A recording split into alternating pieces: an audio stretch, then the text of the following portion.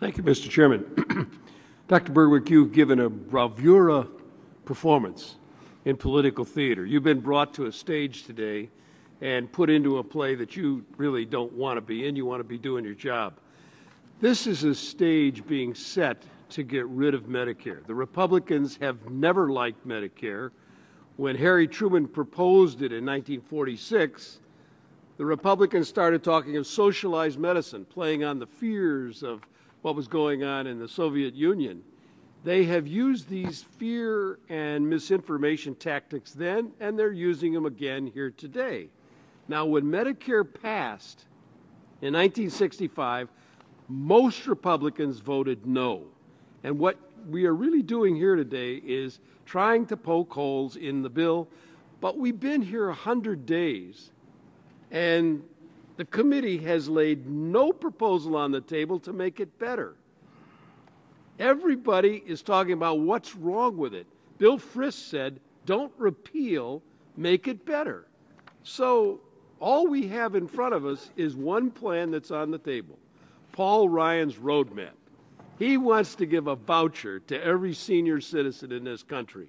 Now, let's be serious. The point of that is that the Republicans believe that seniors need to put more skin in the game.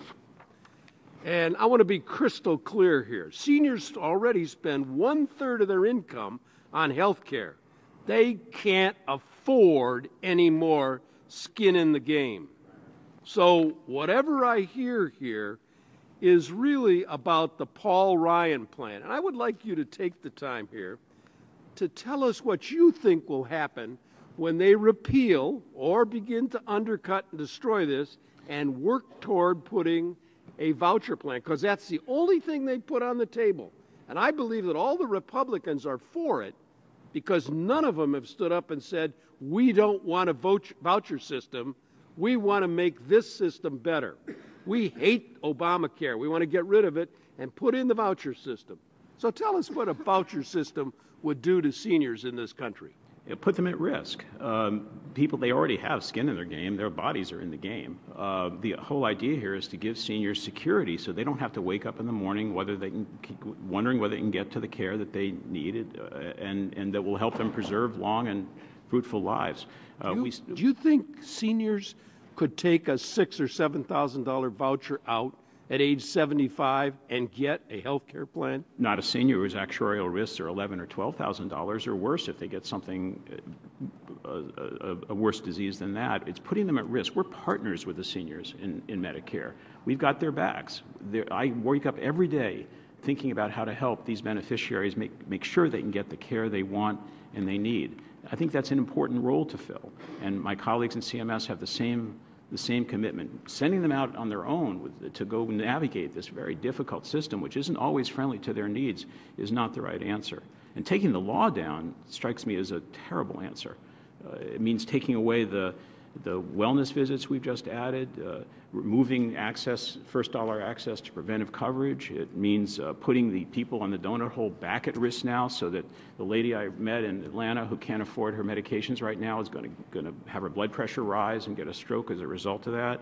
It means, by the way, that we decrease our focus on quality, because this law has in it unparalleled tools for transparency and improvement of care through measurement, support to quality, rewarding quality. In this bill, we now can reward hospitals for making their care safer. We couldn't do that before. Because of this bill, we can reward Medicare Advantage plans that reach 3 or 4 or 5-star levels with more and more reward. That's going to focus the whole industry on doing better for the Medicare beneficiary. When the bill goes away, that goes away. This bill gives us tools to fight fraud and abuse at a level never before. Do we want to let the criminals get away now, just get them out scot-free by taking the law away? It makes no sense to me. The bill is invested in transparency. Beneficiaries and the public at large and providers can find out much more because of this bill about their own performance. Do you think that if seniors understood what a voucher plan really meant, they would be in favor of, as opposed to the Medicare plan that we have and we're trying to amend and make better? I don't think I know. I've been out talking to seniors, and when I go to senior centers and I explain this bill, I tell them where we are, they applaud. They want this. They understand how this bill works in their interests and how when I go to work every morning, I've got their interests in mind. A voucher system says, go out on your own, God bless you. Hope you do okay. Can I clarify one other thing?